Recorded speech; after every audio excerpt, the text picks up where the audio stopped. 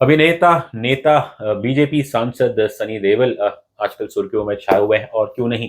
उनकी फिल्म गदर 2 उसने रिकॉर्ड 500 करोड़ कमाए हैं। अब नॉर्मली तो खैर सनी देओल साहब मीडिया की लाइमलाइट में रहना इतना पसंद नहीं करते, but because of the gigantic success of Gadar 2 उनके लिए इस बार ऑब्वियसली मीडिया को टालना बड़ा नामुमकिन है। Suppose Gadar 2 success, Sunny Deol has been giving various interviews. और हाल ही में 2 दिन पहले वो एक बड़े हिंदी न्यूज चैनल में आए थे। उनका एक प्रसिद्ध टॉक शो है, वहाँ सनी देओल साहब गए थे और वहाँ उन्हें वैसे तो खैर ज़्यादातर गदर 2 की बात की, लेकिन 1-2 चीज़ भी उनको सवाल पूछे गए।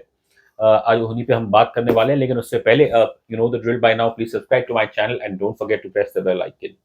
Hi friends, this is Mayur. You're watching Beyond Bollywood Plus. Today we will talk about actor, politician, MP Sunny Deol, जो हाल ही में एक हिंदी न्यूज़ चैनल के टॉक शो में गए थे। और वहाँ पे उन्हें वैसे तो ज़्यादातर गदर 2 के बारे में पूछा गया, लेकिन साथ ही साथ जो उसके एंकर है, जो कि बहुत ही एक प्रसिद्ध पत्रकार है देश के, उन्होंने उन्हें 1-2 कठिन सवाल बड़े ही मैं कहूँगा मीठे अंदाज में पूछे। जिसके अंदर जो मैं कहूँगा प्रमुख सवाल ये था, जो पिछले आई थिंक 2 साल से बात की जा रही है उनके पॉलिटिकल करियर को लेके। कई बार हम सुर्खियों में हम पढ़ते हैं कि ऐसी खबर आती है कि सनी देओल साहब वो अपनी कॉन्स्टिट्यूंसी जाते ही नहीं है और उनकी जो अटेंडेंस है लोकसभा में वो काफ़ी लो है। अगर आपको याद हो 2019 के चुनाव में सनी देओल साहब बीजेपी की टिकट लेके पंजाब में गुरदासपुर कॉन्स्टिट्यूंसी से वो इलेक्शन जीते थे।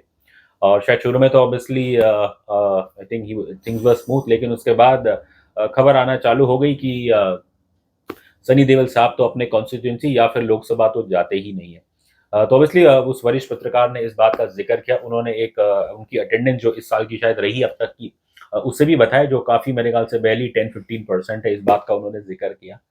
Somewhere down the line I think mister Sunny Deol was expecting कि उन्हें इस चीज़ पे भी सवाल पूछा जाएगा, and he did not lose his composer. उन्होंने बड़े प्यार से इस चीज़ का जवाब दिया। और अहम बात यह है कि सबसे पहले उन्होंने स्वीकारा कि हाँ, ये सच है कि उनकी अटेंडेंस अच्छी नहीं है। और इस बात उन्होंने माना कि ये कोई अच्छी चीज़ नहीं है। बट साथ ही साथ उन्होंने ये भी कहा कि वो भले ही वो इतना नहीं लोकसभा में नहीं जाते या उनकी कॉन्स्टिट्यूंसी में नहीं जाते, लेकिन वो अपने गुरदासपुर के लोगों से वो जुड़े रहें। और उनका ऐसा कहना है कि उन्होंने आज आज भी वो लोगों के लिए काम करते हैं। खैर, अब क्या काम करते हैं इस चीज़ का तो जिक्र नहीं किया गया, बट सनी देओल साहब ने बड़े कॉन्फिडेंटली कहा कि वो अपने लोगों से जुड़े हैं और उन्होंने कई काम किया है। एंड उन्हें लगता है कि शायद ये लोकसभा जाना या उनके कॉन्स्टिट्यूंसी जाना शायद उनके लिए इतना इम्पोर्टेंट नहीं है, as opposed to being on the ground and working for the benefit of the people. अब खैर, उन्होंने कितना काम किया इसके बारे में तो खैर पॉलिटिकल एक्सपर्ट्स ही बता सकते हैं। लेकिन आई थिंक एक चीज़ यहाँ पे नोट करने की ये है, आई थिंक सनी देओल साहब ने ऑब्वियसली ये भी उन्होंने कोविड का भी जिक्र किया था। ऑब्वियसली 2019 में जीते, फिर 2020 में कोविड आया, तो फिर अगले 2 साल तो ऑब्वियसली सब कुछ ठप था, तो जाहिर है।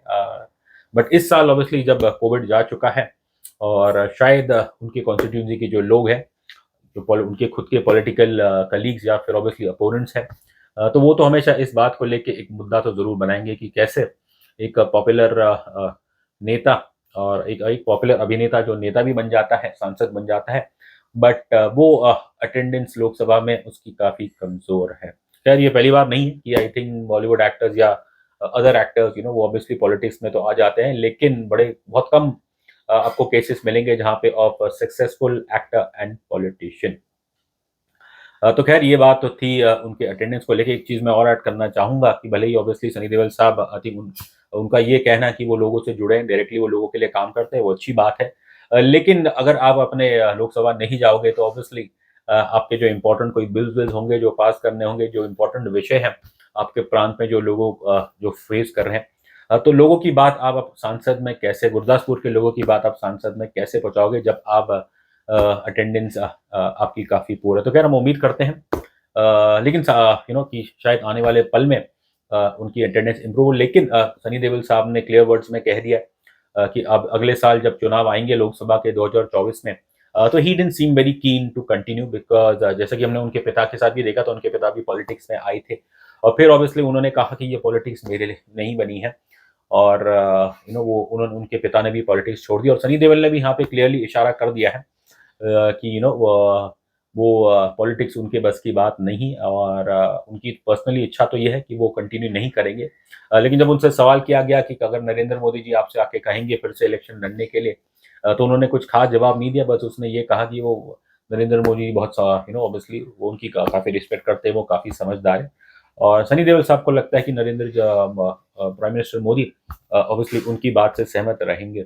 और सनी देओल ने ये क्लियर कर दिया कि आने वाले पल में वो सिर्फ एक्टिंग ही करना चाहेंगे, बल्कि he will no longer like to produce और डायरेक्ट फिल्म, बिकॉज उनका जो रिकॉर्ड रहा है एज प्रोड्यूसर एंड डायरेक्टर वो इतना कुछ खास नहीं रहा है। खैर, जो दूसरा अहम बात जो इस इंटरव्यू में हुई थी, इस शो में जो हुई थी, वो थी ऑब्वियसली जो उनके हाल ही में गदर के रिलीज होने से पहले जो खबर आई थी उनके case, bank loan default case को लेके, कि कैसे बैंक ऑफ बड़ौदा उन्होंने एक, पहले तो उनकी जो एक जूहू की प्रॉपर्टी है सनी सुपर साउंड, उसकी नीलामी के लिए उन्होंने एक एडवर्टाइजमेंट दिया था, लेकिन 24 घंटे बाद उसे विड्रॉ कर दिया, साइटिंग टेक्निकल रीजंस। तो खैर, इस वरिष्ठ पत्रकार ने बड़े ही अच्छे अंदाज से उनसे कहा कि ये खबर आई थी, और लेकिन हैरानी की बात यह है कि 24 घंटे बाद ही बैंक ने उस नोटिस को, ई ऑक्शन नोटिस को विड्रॉ कर दिया गया था। तो इस पे भी सनी देओल साहब शायद थोड़े वो सहमे थे, but he was still expecting this.